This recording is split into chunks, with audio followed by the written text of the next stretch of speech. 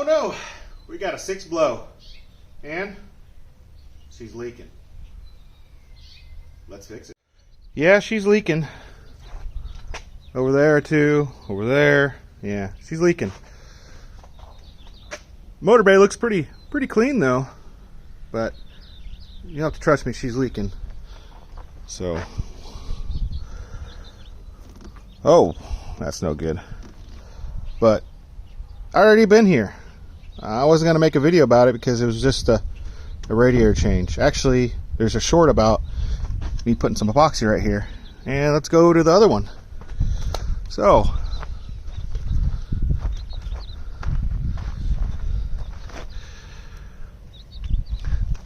this has already been done right here. This is the radiator that was in that truck. I glued it right here to get me home. She's got some wear on it, so I think we're going to change it anyways. And I took the radiator out of my spare truck. Looked really good, actually looked really good. But as you see, it's not. So we get to do this again. And I got another radiator I'll show you. We're going to fix that one to put it in here. So I have a perfectly good transmission here. I have a perfectly good radiator here that's actually out of this truck that I still haven't done yet, but it's coming. Heads are at the machine shop. And when I removed it in the video, I think I even pointed out I broke this. So, not one to buy a transmission right now. I don't know why I said transmission. I'm not one to buy a radiator right now. I mean, and this thing looks pretty damn good. So, and I know this thing was actually holding fluid. So, it's got the cooler, even though it's out of gas there. It looks like the same radiator. So, I've done this before too. We're gonna drill this, tap it, screw fitting in. Let's get it done. So, 7/16 drill bit of questionable quality. Come on, focus, you fuck. Harbor Freight tap. Push on air hose connection, which I'm not a fan of the push on part because once this goes on here, it doesn't like to come off, and it's gonna, if you just yank on this thing, you probably end up breaking this, just pulling it out or something. So probably have to pull it out from that end from now on.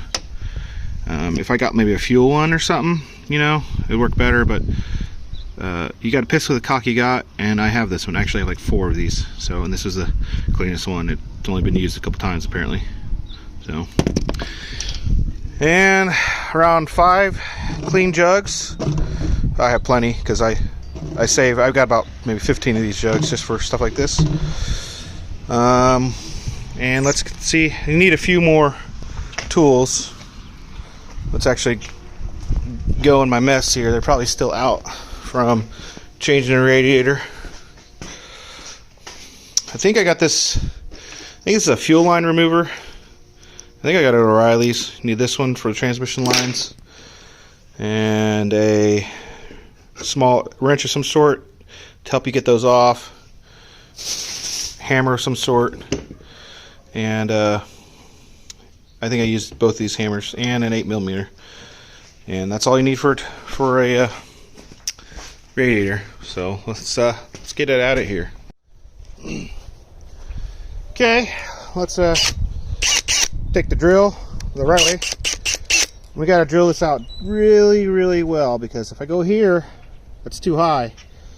We should probably try a pilot hole, but you know, ain't nobody got time for that.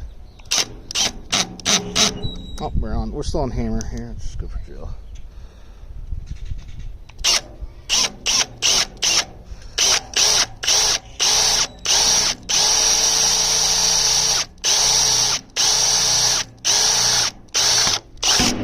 That thing is thick. Now, that hole is a little off to the side, so I probably should have pilot it, but oh well. This radiator is just temporary. You see right here, this thing's only half a core. This is only 1 core maybe. It looks like 2 cores to me, but it's probably just 1. So The diesels must get the 2-core models. I don't really know, because in my opinion the Super Duty radiators have always been plenty big. I never bothered with upgrading them or anything like that. So the last vehicle I did this on was a BMW, and I didn't want to take the time to pull the radiator out, so I just did this. I did it in car and everything. And BMWs are like a 2 or 3 bar system. I don't remember the bar exactly, but I do remember they're 29 psi basically, and this worked just fine at 29 psi. So wonder if that'll do it enough there. That'll give it enough meat. There's like 3 threads.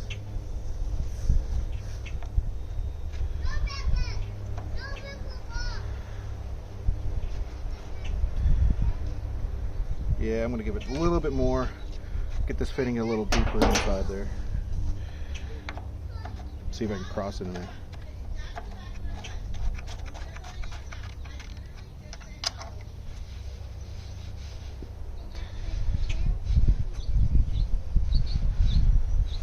Important thing with these taps is not to bottom out on something. So whatever's in there behind there could be a problem.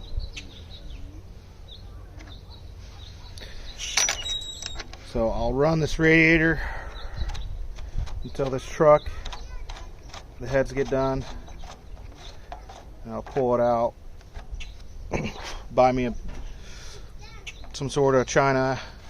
There you go. She sits in there a little better now. Oh, I might have went too far.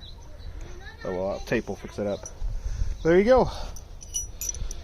I did that. I had the fitting, but the fitting is like a couple bucks, so this is $20 repair right there. So let's pull that other radiator out. Okay, we got the danger cam there, and here's a random piece of hose I have, and so where's it at? Right there. There's a little fitting, so you just put the hose on. Come on.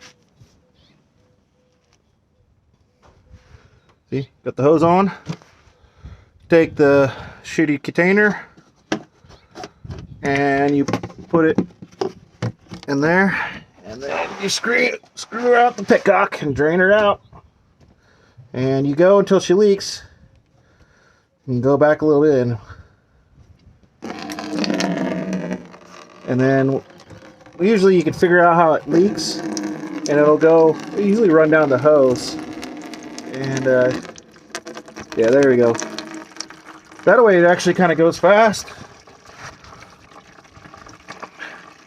And you can hot swap it like I do and make a little bit of mess, because I don't care. You know, it's just stuff to kill weeds. Or you can turn the petcock off and switch your bottles. And yeah, we got a little over half gallon already. No, quarter gallon. So you can see here and here are your transmission lines, and pull off the thingies. I just got all over my phone, so that's nice. Pull off the thingies and keep them out of the way. Get your 1/2 inch, I believe is a fuel line remover. Let's do this side away from my phone. Put it on there. I rotate it to the side, but you can see these that little step down. You got to get inside there, like it's kind of like a PEX connection or whatever. And then take a random wrench. This is too big, but this is what I used. And a random hammer. And I get it where the split side right there, you can hit it pretty square. So maybe like that. And how far are we along on the jug? No, it's 1/2 gallon or so.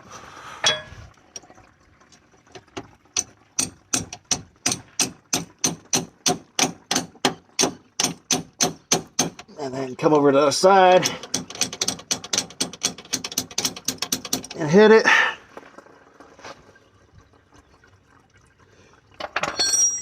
And then you take your screw-roddy, and I think there's a sway bar. Go through the loop, go on the sway bar. Yeah, there you go.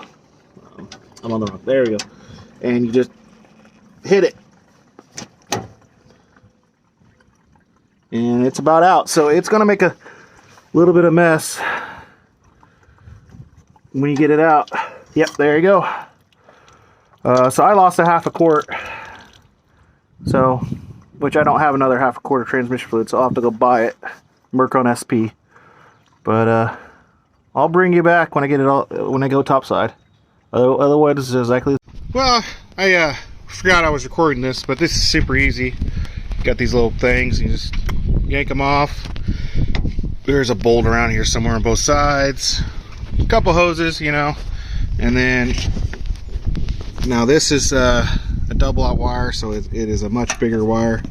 But yeah, you just gotta maybe get a screwdriver, and you just need to get it so you can pull this radiator back.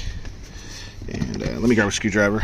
So yeah, you just get her in here, and just, you know, you might have to pull that one out too. Mine's already broken. So same here. Yeah, mine's already broken again. Let's get that one above there, and one more.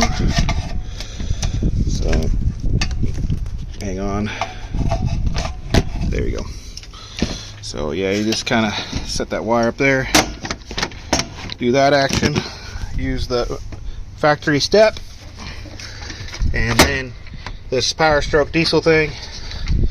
You got to make it around this corner, and don't break your thing if you're, you know, doing work. And just make it around the corner and get it out. This thing was completely nasty from the coolant leaking everywhere. It was just red. Fan was red, so I'm very interested to see how well the clean job I did. It's actually not that bad. And then yeah, your radiator is loose. You just pull it right on out, and we'll go park this one in the aluminum pile.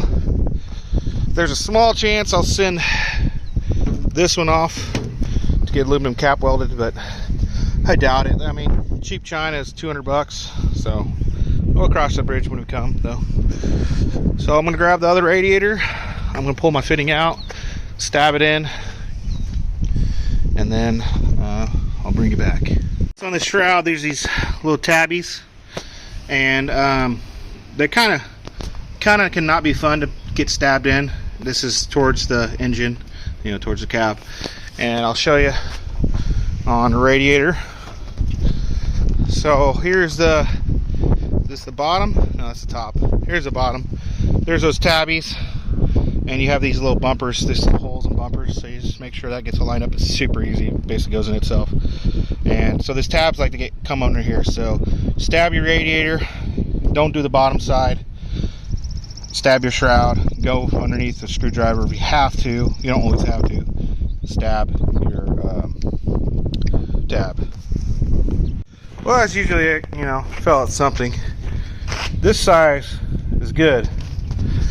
This size is too small. Yeah, not fun. So, a couple ways they can do this. One, you take a hose that fits this, because this looks like the same size as that, and just cut it, and so you put it on there and you put the other hose on there. So I don't know if I want to do that. I'll have to do some thinking here. Cheese and rice. So I decided I'm going to fix my original radiator, as I don't want to buy one right now, and I often need a truck even when I don't think I need it.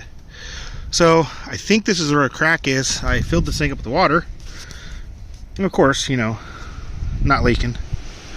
So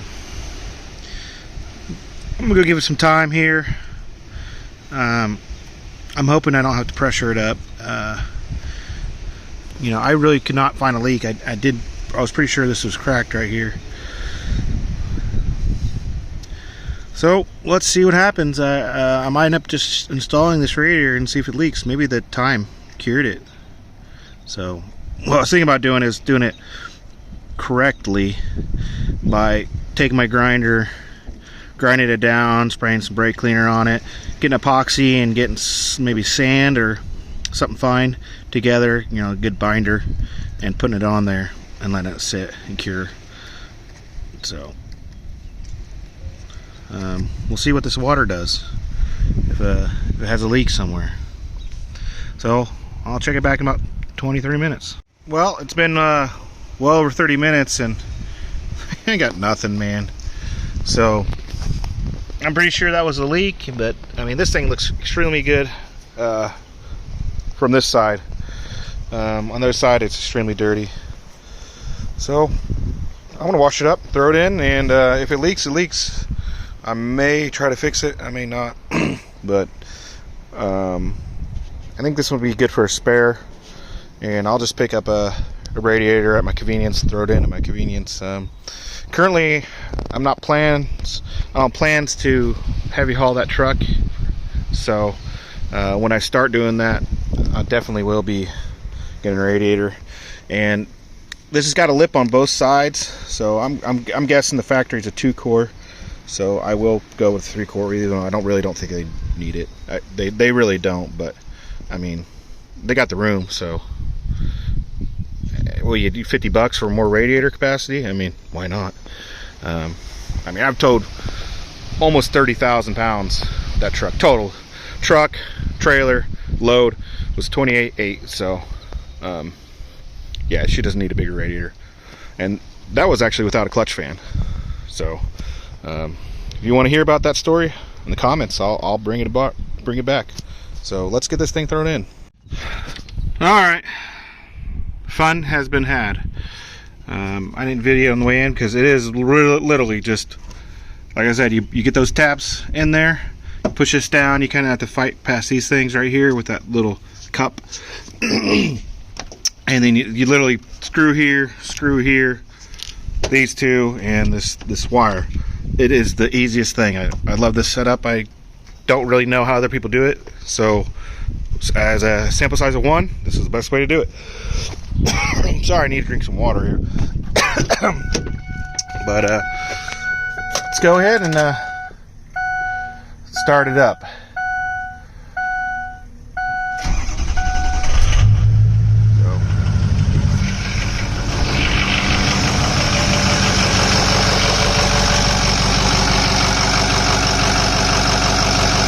Well, I'll let her run. She's pretty clear because she's heavy on the distilled water. I just been putting distilled in it, so I'm probably maybe a gallon of concentrate low. But I'll just check it before winter and top it up then. I think my EGR leaks a little bit, so I'll need coolant by then anyways. I'll just make sure I'll put concentrate in at that time. So might go drive around a little bit. I don't know. We'll see. I don't know. I think we got something here. It was spraying up here and it was spraying right here. Ooh, that's hot. So yeah, I just need more time to set apparently. So last time I did this, I do remember it being this color too, which is odd because that was a green coolant. This is a red. And what the real test is there going to be pressure here? So let's see. Yep, there's pressure. So yeah, I could have just left it alone. But hey, we get a video out of it. So what did we learn for this? You can't fix stupid. Thanks for watching, guys. Have a good one. See you in the next one.